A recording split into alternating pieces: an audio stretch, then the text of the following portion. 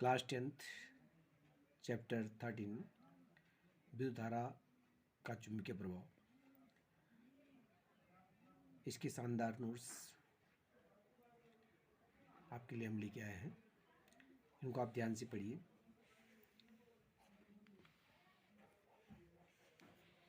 चुंबक क्या होता है?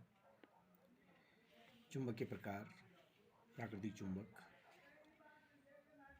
कृत्रिम चुंबक, चुंबकीय गुण।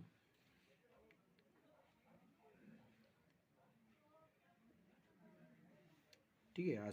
असमान जो ध्रुव होते हैं एक दूसरे को आकर्षित करते हैं, समान ध्रुव एक दूसरे को प्रतिकर्षित करते हैं। इसके बाद आप इसको भी पढ़िए। चुंबकीय क्षेत्र, ठीक है, चुंबकीय चारों ओर का वह क्षेत्र जिसके अंतर्गत कोई अन्य चुंबक आकर्षण या प्रतिकर्षण बल का अनुभव करता है चुंबकीय क्षेत्र कहलाता है।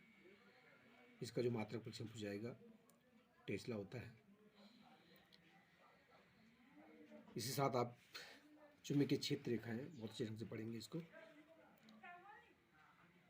चुंबकीय क्षेत्र रेखाएं क्या होती हैं, इनके गुण। ठीक है, ये एक दूसरे को प्रतिच्छेद नहीं करती हैं, काटती नहीं है, तो इसका भी आपके पास क्वेश्चन पूछा जाएगा। किसी क्षण चुंबक के चारों ओर चुंबकीय क्षेत्र रेखाओं का प्रदर्शन, इस प्रकार से हम प्रदर्शित करेंगे उसको। किसी विद्युत धारावाही चालक के कारण चुंबकीय क्षेत्र,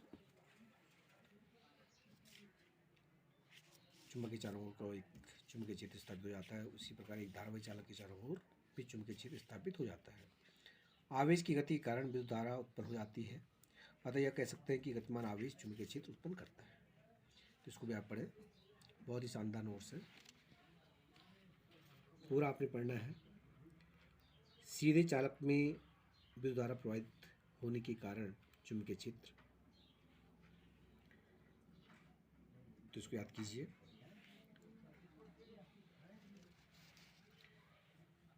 इसके बाद आपके पास आता है दक्षिण हस्त अंगूठा नियम। इससे हम चुंबकीय क्षेत्र की दिशा को ज्ञात करते हैं। तो ये भी आपने ढंग से याद करना है। अगला टॉपिक है विद्युत धारावाही वृत्ताकार पास के कारण चुंबकीय क्षेत्र।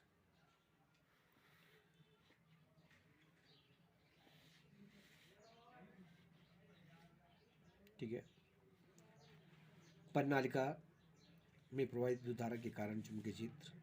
परिनालिका क्या होती है? जब किसी बेलनाकार कुंडली पर तांबे के तार के अनेकों फेरे पास पास लिपट जाते हैं तो यह एक परिनालिका बन जाती है।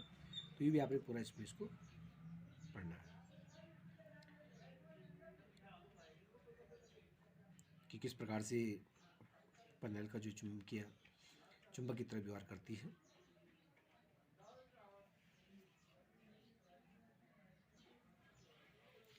चुंबकीय क्षेत्र में किसी विद्युत धारावाही चालक पर बल, इसको भी आपने याद करना है। और बल की दिशा भी हमने याद करनी है कि बल की दिशा जो है किस ओर होगी। तो ये पूरा आपने ढंग से पढ़ना है, जिससे आपके बहुत अच्छे नंबर आएंगे यदि आपने ये सब याद किया। अच्छे ढंग से याद करना है। जो बल लगता है F बराबर ILV sin थीटा। चुंबकीय क्षेत्र का मात्रक जैसे हमारा टेस्ला होता है। सीजीएस पद्धति में चुंबकीय क्षेत्र का मात्रक गॉस होता है। 1 टेस्ला बराबर 10⁴ गॉस के। फ्लेमिंग के बाएं हाथ का नियम, इसको आप ढंग से पढ़िए। इसके द्वारा हम जो आरोपित बल लगता है उसकी दिशा को ज्ञात कर सकते हैं कि बल की दिशा किधर होगी। अगला आपके पास इम्पोर्टेंट टॉपिक है विद्युत मोटर। विद्युत मोटर एक ऐसी युक्ति है जिसमें विद्युत ऊर्जा को यांत्रिक ऊर्जा में बदला जाता है। इसका उपयोग विद्युत पंखों, वॉशिंग मशीनों, कंप्यूटर आदि में किया जाता है। इसका आपने सिद्धांत भी पढ़ना है। इसकी जो रचना है, भाग जो इसके हैं, क्षेत्र चुंबक हो गया है, आर्मेचर हो गया है, विभक्त वलय, ब्रूस, इसको भी आपने पढ़ना है। ठीक है,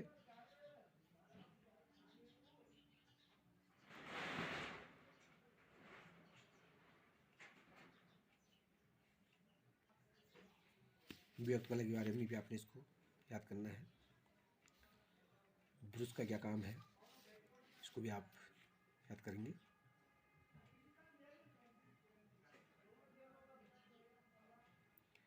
साथ ही इसकी जो है जो कार्यविधि है उसको आपने पूरा जो है पेपर में लिखना है।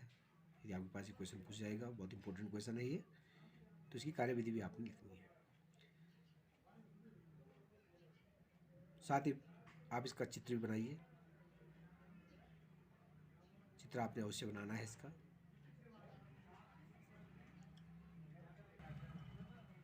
अगला है विद्युत चुम्बकीय प्रेरण की घटना किस प्रकार से होती है।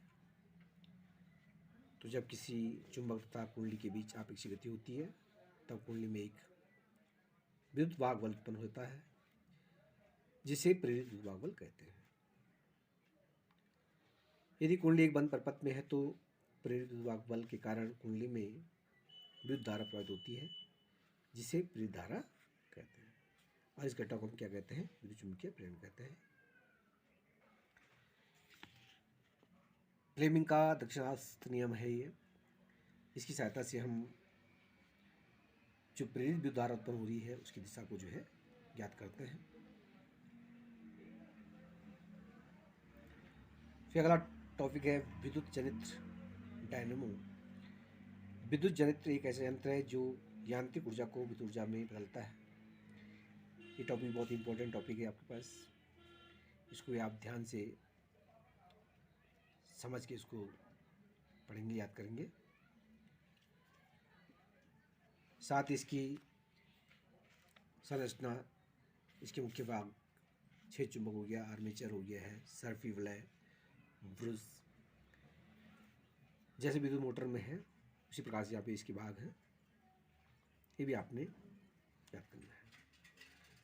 नोट्स बनाइए ढंग से, और नोट्स बनाने के बाद अच्छे तरीके से इसको जो है आप याद करें, जिससे आपके परीक्षा में अच्छे नंबर प्राप्त हों, अच्छे अंकों से आप उत्तीर्ण हों।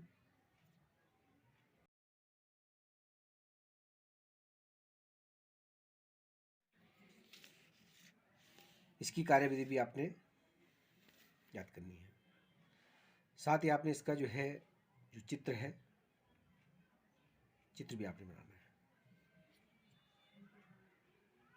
ध्यान से पढ़ते जाइए,